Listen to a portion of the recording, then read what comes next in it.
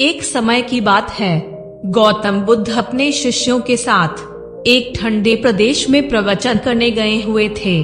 दिन में प्रवचन हुआ। रात को जब सोने का समय हुआ तो गांव वालों ने बुद्ध से कहा कि बुद्ध आप हमारे घर चलकर सो लीजिए। किसी ने कहा बुद्ध आप हमारे घर चलकर सो लीजिए। सभी अपने अपने घर बुद्ध को ले जाने के लिए कहने लगे, लेकिन बुद्ध ने कहा ठीक है, पहले मेरे शिष्यों की सोने की व्यवस्था कीजिए, उसके बाद हम अपने बारे में सोचेंगे। यह कहकर बुद्ध एक कुटिया में बैठ गए।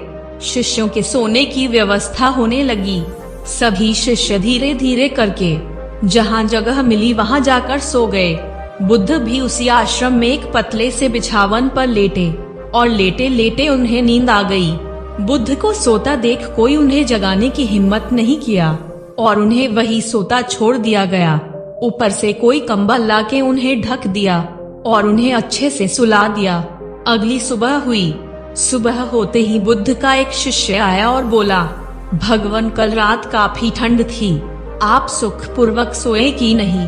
बुद्ध ने कहा मैं कल बहुत ही अच्छे से सुख की नींद सोया था। शिष्य ने कहा किंतु भगवान कल रात तो बहुत ठंड थी, बर्फीली हवाएं चल रही थी, बर्फ गिर रही थी, आपका आसन भी बहुत पतला था, फिर भी आप कहते हैं कि आप सुख की नींद सोए, आखिर कैसे?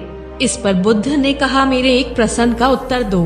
मान लो किसी अमीर व्यक्ति का पुत्र बड़े से मकान के एक बड़े से कमरे में वायु रहित, जिसमें बाहर से थोड़ी भी ठंड वाली हवा ना जाती हो, बड़े से पलंग पे चारों तरफ से कंबल और रजाई ओढ़कर मोटे से गद्दे पर सोया हो, तो क्या वह सुख की नींद सो सकेगा?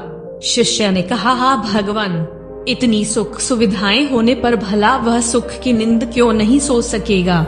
उसे तो सुख और चैन दोनों की बहुत अच्छी नींद आएगी। तब बुद्ध ने कहा किंतु यदि उस अमीर व्यक्ति के पुत्र को कोई रोग हो जो उसके शरीर और मन को कष्ट देता हो, तकलीफ देता हो, तो क्या वह सुख से सो सकेगा? तब शिष्य ने कहा नहीं, तब तो वो सुख से नहीं सो सकेगा। तब बुद्ध ने फिर कहा यदि उस अमीर आदमी के पुत्र को द्वेष हो, मोह हो, माया हो, लोभ हो और इस वजह से उसके शरीर और मन में कष्ट हो, तो क्या वह ठीक से सो पाएगा? तब फिर शिष्य ने कहा नहीं भगवान, वह सुख से नहीं सो पाएगा। तब बुद्ध ने कहा मुझे राग द्वेष और मोह से उत्पन्न होने वाली जलन मेरे अंदर से जड़ से नष्ट हो गई है, इसी कारण मुझे सुख की नींद आई थी। वास्तव में नींद को अच्छे घर और अच्छे बिछावन की आवश्यकता नहीं होती।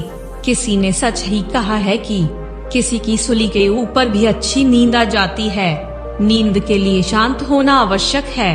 तो मित्रों, लोभ मोह माया और क्रोध से अपने आप को मुक्त कीजिए, चित्त को शांत कीजिए, सुकून से सोइए, चैन की नींद सोइए, क्योंकि अच्छा सोइएगा तभी सुखी रह पाइएगा।